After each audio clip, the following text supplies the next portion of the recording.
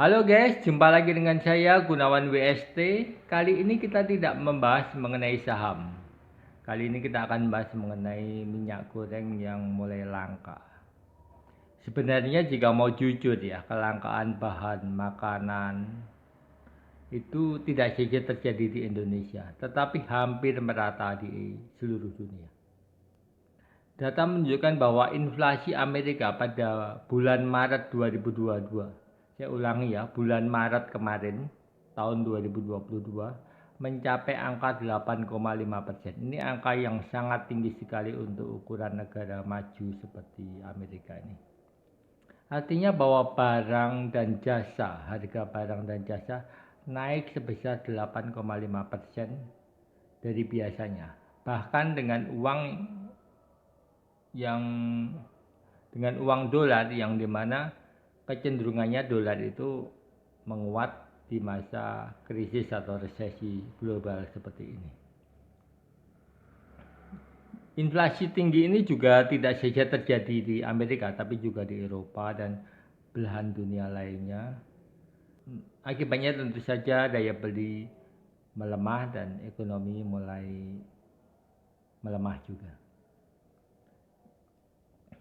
Berikut ini adalah harga minyak dunia dibandingkan dengan CPO dalam rentang waktu 2018 sampai dengan 2022. Saat ini terlihat perbandingan harga CPO dan crude oil bahwa sejak awal 2020 mulai terlihat bahwa harga CPO dan crude oil ini hampir simetris ya. Di sebelah sini, setelah ini harga minyak turun negatif ini ya. Kemudian bersama-sama naik dan hampir simetris kelihatan sekali. Dengan kecenderungan CPO justru mengalami kenaikan yang lebih agresif. Sebenarnya tidak hanya CPO dan minyak bumi yang naik tajam, tetapi juga terigu, gula, kedelai itu di pasar global ya. Perhatikan kenaikannya, grafik berikut ini hampir sama. Justru terjadi di tengah pandemi COVID-19. Harga tersebut meninggi. Ini bisa dipahami bahwa selama pandemi COVID-19, rantai distribusi supply and chain dunia ini terganggu karena adanya lockdown, adanya pembatasan pergerakan barang dan manusia, otomatis mengganggu rantai distribusi secara global. Dan kita juga tahu bahwa pada saat itu terjadi kelangkaan kontainer secara global, walaupun perlahan-lahan mulai membaik. Tidak saja biaya distribusi yang naik, tapi juga harga komoditasnya sendiri menjadi naik, baik itu pangan ataupun energi. Sekali lagi, ini tidak saja terjadi di Indonesia, tetapi hampir di seluruh dunia, karena harga ini mengacu harga internasional. Apakah ini sebagai pemaaf ketika upaya pemerintah menstabilkan harga minyak goreng belum optimal? Tentu saja tidak, tetapi coba kita tengok harga BBM saat ini di negara-negara yang menganut pasar bebas naik sangat tinggi sekali karena memang mengacu pada harga minyak internasional di mana harganya akhir-akhir ini berfluktuasi selalu di atas 100 US dollar per barel. Jadi apa yang sebenarnya terjadi dan apa penyebabnya? Yang pertama, sebenarnya sejak dekade terakhir ini, seiring naiknya kemakmuran di China yang memiliki populasi 1,4 triliun penduduk, banyak ahli sudah memprediksi bahwa harga pangan dan energi akan melonjak. Ini tentu saja terkait dengan perubahan gaya hidup, gaya konsumsi masyarakat yang mengalami kenaikan kemakmurannya di China yang jumlahnya sangat masif. Dan itu menjadi alasan yang logis. Yang kedua, seperti saya jelaskan di grafik harga komoditas di atas bahwa terjadi kekacauan supply and chain, rantai distribusi, sehingga tepung terigu selama pandemi COVID-19 sehingga harga tepung terigu, kedelai, gula dan sebagainya, CPO dan sebagainya memiliki kenaikan yang tidak di atas rata-rata ya. Ya tidak semestinya gitu. Yang ketiga tentu saja khususnya sejak bulan Februari 2022 sampai saat ini adalah akibat perang Rusia-Ukraina. Perang ini sebenarnya secara psikologis jelas menimbulkan kepanikan gitu karena adanya wacana embargo energi, pemakaian rubel dan sebagainya. Dan itu tentu saja setiap ketidakpastian itu akan menimbulkan cost. Cost itulah yang tercermin dari kenaikan harga-harga energi dan komoditis yang terkait dengan eksistensi Ukraina dan Rusia sebagai pensuplai energi di Eropa dan juga gandum, makanan. Bagaimana dengan CPO sendiri? Tandan sawit dan minyak goreng di pasar internasional. Kita perlu mengkilas balik ya, bahwa sebenarnya sebelum 2002 sawit itu pernah mengalami masa kelam. Saat itu Indonesia diembargo oleh Uni Eropa dan sampai sekarang gitu ya. Terjadi kelebihan produksi dan harga sawit di tingkat petani jatuh sangat dalam. Menghadapi hal itu, pemerintah bersama Pertamina memaksimalkan program Solar B30. Jenis solar di mana 30%-nya berasal dari minyak sawit. Awalnya diragukan keberhasilannya. Karena produsen kendaraan solar itu melarang kendaraannya memakai biosolar karena dianggap tidak memenuhi standar spesifikasi mesin mereka, sehingga jika memakai biosolar garansinya bisa hangus gitu. Seiring perkembangannya ternyata bahkan minyak sawit juga diuji coba untuk pesawat terbang jumbo bikinan Airbus seperti di gambar sebelah sini. Ya, ini tentu saja perjalanan yang berat sebetulnya, tetapi berhasil mengatasi banyak masalah, mulai dari embargo sawit oleh Uni Eropa, masalah harga sawit yang rendah di tingkat petani, dan sampai mendorong perusahaan sawit untuk berbenah karena menyongsong era baru sawit di mana demand di dalam negeri sendiri berhasil di-create pemerintah secara signifikan. Ini sebuah capaian yang luar biasa. Apakah tidak ada dampak negatifnya? Tentu saja ada. Setiap perubahan menghasilkan perubahan yang dampak yang positif, tapi juga dampak yang negatif. Tetapi secara keseluruhan dampak positifnya itu lebih dominan. Tetapi masalahnya bahwa di dalam negeri fluktuasi di masa pancaroba seperti ini ya, di masa gonjang-ganjing fluktuasi harga internasional yang tinggi, minyak goreng ini sudah ditarik-tarik menjadi produk isu politik untuk menyerang pemerintah. Dan seperti tidak mau tahu betapa sulitnya petani sawit apabila harganya itu tetap berada di 700 per kilogram. Dan sama sekali tidak mengapresiasi bahwa solar B30 itu banyak menjadi solusi bagi banyak hal yang sudah saya sebutkan di atas. Memang boleh saja mengkritik pemerintah, tapi coba tengok kepentingan rakyat banyak, kepentingan masyarakat, dengan isu ini digoreng-goreng menjadi tidak proporsional lagi. Oke, di video ini saya akan melakukan wawancara imajiner dengan Pak Faisal Basri, ekonom yang juga politisi. Semoga melalui wawancara imajiner ini Anda bisa mendapat pencerahan yang lebih banyak.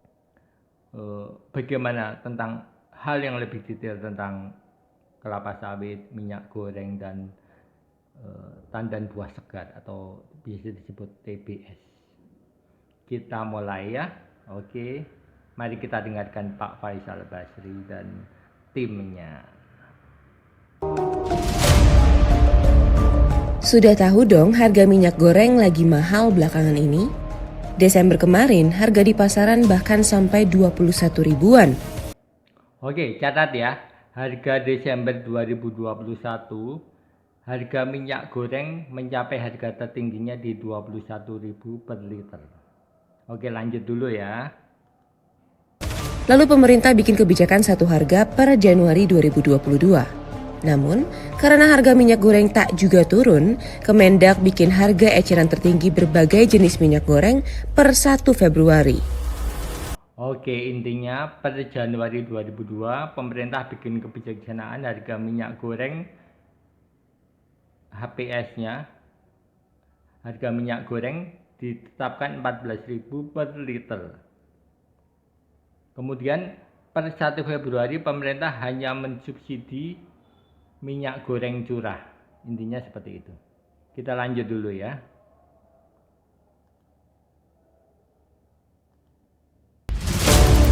Yang cukup bikin rame, ekonom Faisal Basri menyebut harga minyak goreng tinggi karena ulah pemerintah. Yuk, cek penjelasannya. Wah, ini minyak goreng tinggi karena ulah pemerintah. Coba kita tanya Pak Faisal Basri bagaimana penjelasannya. Itu saya katakan di tulisan saya, ini yang bikin ulah ya pemerintah. Nah, yang bikin ulah pemerintah. Bagaimana Pak penjelasannya, Pak? Karena menjadikan CPO komoditas bersaing antara untuk perut dan untuk energi. Menurut saya yang namanya komoditas pangan tuh ya dikembangkan di jalur pangannya aja deh, jangan buat energi cari dari yang lain supaya perut dan energi tidak bersaing. Oh begitu Pak ya, supaya perut dan energi tidak bersaing.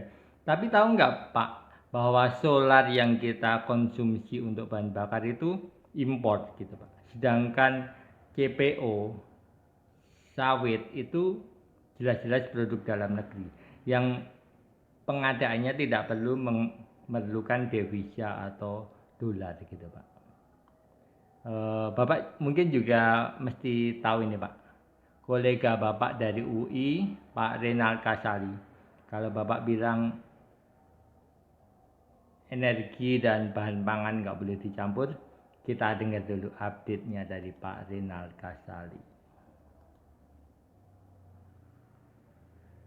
Tahun 90-an saya sempat pergi ke Brazil dan terkejut saya ketika mau sewa mobil, di situ ditanyakan mau yang bahan bakarnya bensin, gas, atau yang campuran dengan etanol. Dan masyarakat di sana ternyata memilih etanol. Mengapa demikian? Karena etanol ini dipersepsikan sebagai ramah lingkungan dan sedikit lebih murah daripada fossil fuel yang harganya sudah mulai bergejolak naik terus. Catat Pak, tahun 1990 di Brasil sudah memakai etanol Pak. Artinya etanol itu dibuat dari tebu dan tumbuh-tumbuhan lainnya yang biasanya dikonsumsi untuk pangan Pak. Jadi fenomena itu bukan barang baru sekarang ini. CPO di dalam negeri tadi naik, pasokan di dalam negerinya naik, tapi disedot makin kencang oleh biodiesel. Pertanyaannya kenapa? Aduh Pak, begini saja nggak tahu. Solar kita itu import Pak, import. Untuk import itu butuh devisa. Dan kalau CPO ya produk dalam negeri. Bapak pasti tahu deh, kalau kita ini perlu menghemat devisa. Devisa itu lebih diprioritaskan untuk pembelian mesin-mesin produksi, barang modal yang tidak ada di Indonesia supaya industrialisasi itu berjalan dengan efisien, dengan tidak boros devisa gitu Pak. Kalau devisa habis untuk solar, itu kan ya kalau bisa dihindari gitu kan Pak. Oke lanjut dulu deh Pak. Kok seneng banget pengusaha CPO itu jual ke biodiesel? Karena harganya bagus, harga internasional. Ya kan Bapak sudah tahu harga internasional, kok belibet banget sih Pak. Di mana-mana namanya pedagang itu, namanya bisnismen itu ya mengikuti hukum pasar Pak. Harga menggerakkan produksi gitu Pak. Pabrik biodiesel ini kan dia kalau harga sawit tinggi, harga CPO yang dia jual ke biodiesel juga tinggi. Karena berdasarkan harga internasional yang lebih tinggi daripada harga di dalam negeri. Nah itu sudah tahu gitu Pak. harga internasional lebih tinggi dari harga dalam negeri. Itu artinya pemerintah tetap memprioritaskan kebutuhan dalam negeri untuk minyak goreng dan solar, Pak. Bapak ini seperti bingung sendiri deh. Nanti harga solar naik, teriak-teriak lagi. Jadi maunya yang disubsidi di mana, Pak? Atau nggak perlu disubsidi semuanya? Oke deh, Pak. Lanjutkan dulu. Pertanyaannya, kenapa perusahaan biodiesel mau beli dengan harga internasional, padahal harga solar kan nggak naik-naik, ya kan? Harga solar kan 5.500 terus, subsidi dari pemerintah. Nah, sudah tahu gitu Pak, harga solar disubsidi oleh pemerintah, nanti subsidi dicabut Bapak ribut lagi gitu. Minyak goreng naik aja Bapak ribut, apalagi solar gitu Pak. Begini loh Pak Faisal yang pinter banget. Misalkan harga minyak goreng mahal pun, kita masih bisa goreng tempe itu yang biasanya tiap hari, ya seminggu sekali. Tapi kalau solar naik, apa iya truk-truk pengangkut beras, bahan makanan itu cukup jalan seminggu sekali, nggak perlu setiap hari gitu Pak. Pemerintah sendiri punya program B20. Bukan B20 Mbak, tapi B30. Mbak kan jurnalis kan Mbak. Saya kasih update datanya deh. B30 itu sejak Desember 2019 Mbak, digalakkan pemerintah. Dan penyalurannya di semester 1 2021 itu sudah mencapai 4,3 juta kiloliter. Silahkan kalikan sendiri Mbak. Itu berapa devisa yang bisa dihemat dengan 30% solar itu dicampur dari minyak sawit gitu Mbak. Minyak sawit itu belinya nggak pakai dolar Mbak, pakai rupiah ya. Oke. Katanya para produsen CPO itu, ini kan minyak goreng kan dari CPO, bahan baku utamanya. Nah, tuduhannya kan kelangkaan CPO kan, akibat dari CPO-nya lebih banyak diekspor karena harganya bagus. Kan ada di graph saya ya sampai bulan Desember itu. Kita cek apa betul gara-gara harganya tinggi di pasar internasional, lantas ekspor melonjak. Ternyata tidak. Aduh Bapak, data yang Bapak sampaikan itu data tahun 2020 dan 2021. Sedangkan harga minyak goreng naik 21.000 itu terjadi di Desember 2021 Pak, seperti Bapak video Bapak yang awal tadi sebutkan. Beda waktu atau Pak. Lihat deh Pak, di Maret 2022 Indonesia itu surplus 4,5 miliar US dollar. Dan itu didominasi oleh ekspor sawit dan batu bara. Itu nggak bisa dipungkiri Pak. Jadi ekspornya itu memang naik gitu loh Pak, karena memang ya puncaknya itu kan setelah perang Rusia Ukraina itu Pak, dan minyaknya juga didorong oleh naiknya itu juga gitu loh Pak, karena akhir 2021 itu COVID sudah mulai membaik gitu loh Pak. Sudah nggak separah dulu, ekonomi mulai berputar normal gitu. Lihat deh Pak, harga CPO di tahun 2019, kalau Bapak punya datanya, masih di bawah banget sampai saham-saham sawit itu berguguran pada waktu itu Pak. Bapak update nggak harga saham sawit saat itu Pak? Ya semoga Bapak update juga. Oke deh Pak, lanjutkan dulu. Ekspor hanya naik dari 34 juta ton menjadi 34,2 juta ton. Kan hanya 0,2. Lantas apa yang menyebabkan harga minyak goreng naik? Bukan karena ekspor kan? Minyak goreng naik itu di Desember 2021 loh Pak ya. Tapi Bapak data yang Bapak sajikan itu tahun 2020 dan 2021. Nggak nyambung, Mas Bro. Oke deh, Pak. Lanjut lagi deh, Pak. Jadi pasokan di dalam negeri itu, ya, pasokan di dalam negeri itu naik terus. Jadi misalnya untuk industri ya, misalnya tahun 2019 pasokan di dalam negeri itu 16,75 juta ton. Sementara ekspornya 37,39 juta ton. 2020 naik. Jadi tadi ekspornya cuma naik 0,2, tapi serapan CPO di dalam negeri naik dari 2019 16,75 menjadi 17,35 juta pada tahun 2020 dan naik lagi jadi 18,42 juta. Naik terus. Jadi tidak benar kalau misalnya ekspornya naik ya, kan dalam negerinya turun, ini enggak. Jadi kenaikan penjualan CPO di dalam negeri jauh lebih besar dari kenaikan ekspor CPO. Bapak nggak tahu ya kenapa ekspor turun, Pak. Karena permintaannya memang turun. Tahun 2020, 2021 itu ada pandemi, Pak. Ada lockdown hampir di seluruh negara. Mau ekspor kemana, Pak? Sedangkan embargo kelapa sawit dari Uni Eropa itu masih juga berlangsung gitu lah, Pak. Ya, sehingga sejak Desember 2019 untuk mengatasi harga sawit yang rendah, pemerintah mengadakan biodiesel B30. Tahu nggak, Pak? B30 itu artinya 30% mengandung sawit gitu loh, Pak. Jadi kita harus tahu lah situasinya seperti apa gitu.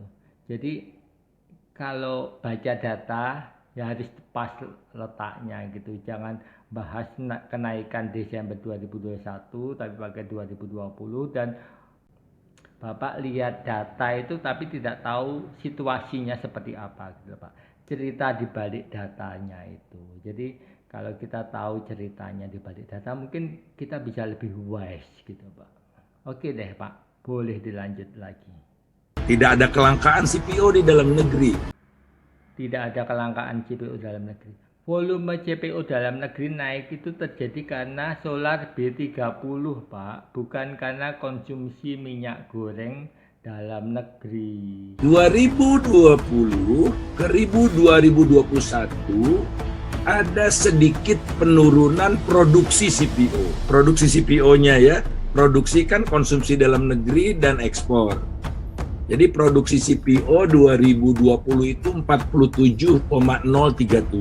47,0 deh ya. 2021 turun menjadi 46,89. 46,89. Tapi kan Pak Faisal belum paham juga ya, kenapa CPO turun produksi CPO turun? Karena pada tahun 2019, sebelum 2019 itu harganya jatuh Pak. Harga TBS tingkat petani itu 700. Banyak petani frustasi dan menjual kebunnya dan beralih ke tanaman lainnya. Kan namanya nanam sawit Pak, bukan hari ini nanam, tahun depan langsung bisa panen. Gitu kan Pak? Semoga lebih paham lagi Pak. Silahkan dilanjut dulu Pak.